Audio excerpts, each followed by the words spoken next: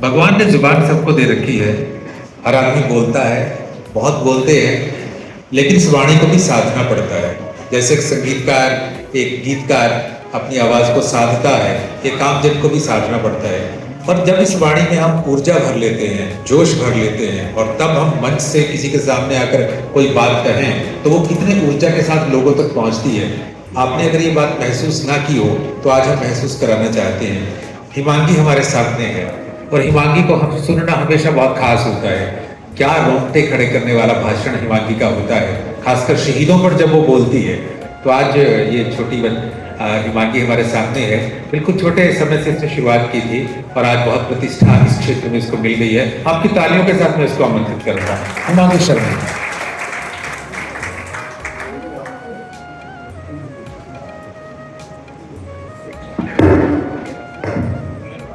आदरणीय मंच पर उपस्थित हमारे जिला के अध्यक्ष, भाजपा के अध्यक्ष श्री अजय मित्तल जी, सोनू सूद जी, जय कौशिक जी जा चुके हैं। व गणमान्य अतिथिगणों को मेरा स्नेहपूर्ण वंदन। समय सीमा को ध्यान में रखते हुए चंद शब्दों में अपनी बात पूरी करूंगी। आज हम एक ऐसे क्रांतिकारी को नमन करने के लिए एकत्रित हुए हैं जो ना कभी अखबारों की सुर्खियों में रहा, ना ही मंचों पर भाषण देते हुआ पाया गया, पर जिसकी चुप्पी हजारों नारों में बुलंद थी, जिसने इतिहास में ये साबित कर दिया कि इनकलाब केवल एक आवाज़ नहीं है। जी हाँ, इनकलाब केवल एक आवाज़ नहीं है, और यह एक इंतज़ार और इरादे का नाम है। ये श्रद्धांजलि है शहीद आज़म उधम सिंह को, जिनके बलिदान और साम्राज्यवाद की नींव को हिला दिया। उनका बचपन एक पीड़ा और एक प्रेरणा थी।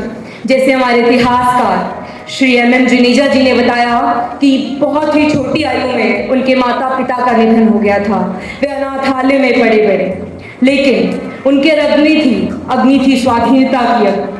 जो 13 अप्रैल 1919 जलियांवाला हत्याकांड, जहां जनरल डायर और माइकल ओडायर के आदेश पर हजारों निर्देश भारतीयों पर बरसाई गई थी गोलियां। उनकी आंखों में उस दिन केवल आंसू नहीं थे। उन्होंने वो जो चित्र था वो देखा नहीं था। उनके साथियों की उसमें मृत्यु हो गई थी, तो उनमें दुख था। उनकी आंखों में केवल आंसू नहीं था, वहां एक प्रतिज्ञा जन्म ले रही थी। 21 साल का इंतजार। जी हाँ, 21 साल, जितनी मेरी आयु भी नहीं, आप लोगों का तजुर्बा है। 21 साल किसी को धैर्य में रखना। 21 साल का इंतजार, पर इंतकाब नहीं था। 17 मार्च 1940 लंदन के कैक्टस हॉल में उधम सिंह ने माइकल ओडायर को गोली से भून दिया। उनकी माइकल ओडायर की मृत्यु कैसी हुई वो अभी भी एक रहस्य है। वो वही व्यक्ति था जिसने जलियांवाला बाग की साजिश रची थी। जब कोर्ट में शहीद आज़म उधम सिंह से पूछा why did you do this, तो उन्होंने बेझिझक कहा I did it because he deserve it. मुझे कोई अफसोस नहीं है, मेरा दिल बहुत खुश है। मैं मरने जा रहा हूँ, पर अपने वतन के लिए। उनकी गोली एक आदमी को नहीं लगी थी, बल्कि पूरे ब्रिटिश साम्राज्य का घमंड को चूर चूर किया था। 31 जुलाई 1940 मृत्यु नहीं, महापुरुषोत्तम मिला। सुबह 9 बजे उन्हें फांसी दे दी गई, पर वो केवल एक शरीर की मृत्यु थी, पर चेतना, एक विचार, एक विद्रोह के लोग आज भी जीवित हैं। हर उस दिल में जो अन्याय के विरुद्ध आवाज उठाने का साहस रखती है।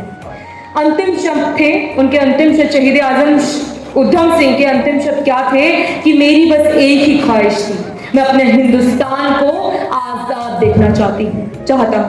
और हम सभी बहुत सौभाग्यशाली हैं कि हमने एक आजाद भारतवर्ष में जन्म लिया, परंतु आज भी हम आजाद नहीं हैं, क्योंकि हमें अपने मौलिक कर्तव्य ही हमें आजादी दिला सकती है। खामोश था पर तूफान उठा गया। अंत में शब्दों से अपनी वाणी को विराम दूंगी कि खामोश था, जी हाँ खामोश था, पर तूफान उठा गया। उधम वो नाम था जो जमाना हिला गया। इनकलाब लफ्जों में नहीं, कर्म से किया, शहीद होके भी वो अमर हो गया। भारत माता की, भारत माता की, भारत माता की। धन्यवाद।